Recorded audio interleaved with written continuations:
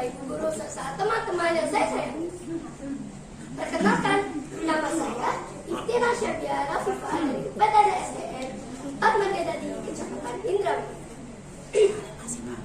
Hobi saya adalah menggambar. Karena menggambar, saya bisa melupakan semua perasaan. Cita-cita saya ingin menjadi seorang ilmuwan. Kali ini saya ingin menceritakan sebuah dongeng yang berjudul Jaka Tarub dan Nawang Wulan. Kisah ini berasal dari Desa Penganjang, Kecamatan Sindang, Kabupaten Indramayu. Teman-teman, mau mendengarkan ceritanya kan? Mau. Alkisah, Jaka Tarub merupakan seorang pria tampan yang cukup populer di desanya. Karena ketampanannya, hampir semua perempuan di desanya ingin menjadi istrinya. Sayang, Jaka Tarub selalu menolak dan berpikir bahwa perempuan-perempuan di desanya tidak cukup cantik baginya. Di kemudian hari, Jaka Tarub melaksanakan pekerjaannya seperti biasa, yaitu mengumpulkan kayu di hutan. Ketika ia menelusuri hutan, ia mendengar ada suara air terjun. Tidak hanya itu, ia juga melihat ada banyak suara para gadis. Karena Jaka Tarub penasaran, akhirnya ia mendekati arah suara yang ia dengar. Betapa terkejutnya, ia melihat ada banyak gadis cantik sedang mandi. Ia terpesona melihat kecantikan-kecantikan yang dimiliki oleh perempuan-perempuan tersebut. Namun, tidak lama setelah itu, perempuan-perempuan tersebut mengambil selendangnya, kemudian terbang ke langit.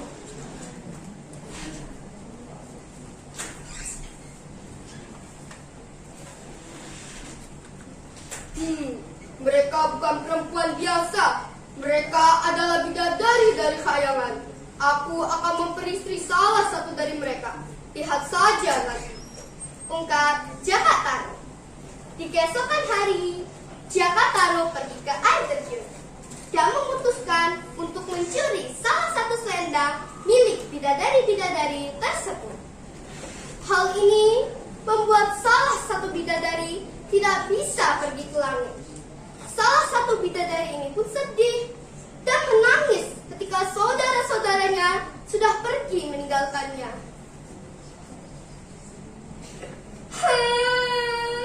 Siapa yang tega melakukan ini padaku?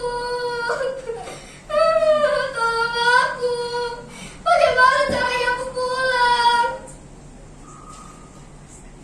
Melihat bidadari ini menangis, Jaka Tarub menghampiri dan bertanya, "Mengapa menangis, gadis cantik? Apa yang sudah terjadi?" "Aku kehilangan selendangku. Aku tidak bisa pulang ke rumah. Semua saudariku sudah pergi meninggalkanku. Namaku Nawang Wulan. Aku akan memberikan apapun yang kamu mau jika kamu dapat menemukan selendang milikku. Aku akan membantumu.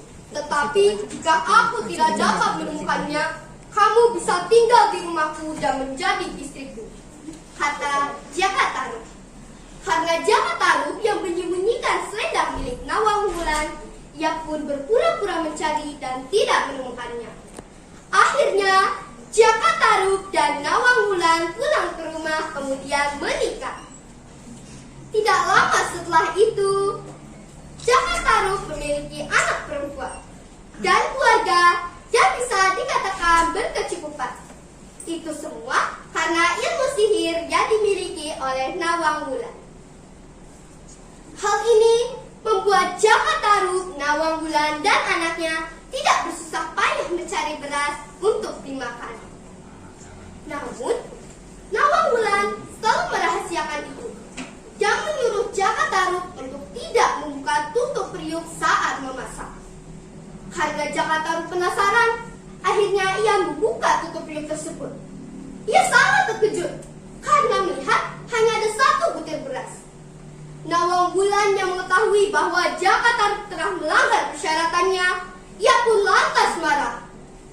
Hal ini juga membuat keajaiban Nawang Wulan dalam memasak menghilang. Akibatnya, Nawang Wulan harus memasak nasi dalam porsi yang besar. Dan juga, Jaka Tarub harus bekerja lebih giat. Ketika Nawang Wulan mengambil beras terakhirnya, ia sangat terkejut karena melihat selendang miliknya ada di tempat penyimpanan beras. Mulai saat itu, timbul keinginan Nawang Wulan untuk kembali ke kayangan. Bagaimana dengan anak kita yang masih kecil dan menyusu ini? Apakah kamu tega meninggalkannya? Tanya Jaka Tarub. Apa boleh buat? Aku harus pergi sekarang. Untuk itu, buatkan aku anjang-anjang yang dirambati tanaman labu putih. Jika anak kita ingin menyusu, letakkan anak itu di atas anjang-anjang dan bakarlah merang hitam. Kalau aku mencium asapnya, aku akan turun ke bumi untuk menyusuinya. Ungkap Nawang Wulan. Demikianlah yang dilakukan Jaka Tarub sehingga anaknya sudah besar dan tidak menyusu lagi.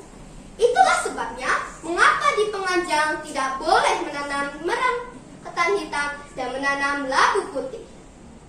Hikmah dari cerita ini adalah kita harus bertindak jujur, karena kejujuran sekecil apapun itu akan mendatangkan kebahagiaan untuk kehidupan kita di masa depan.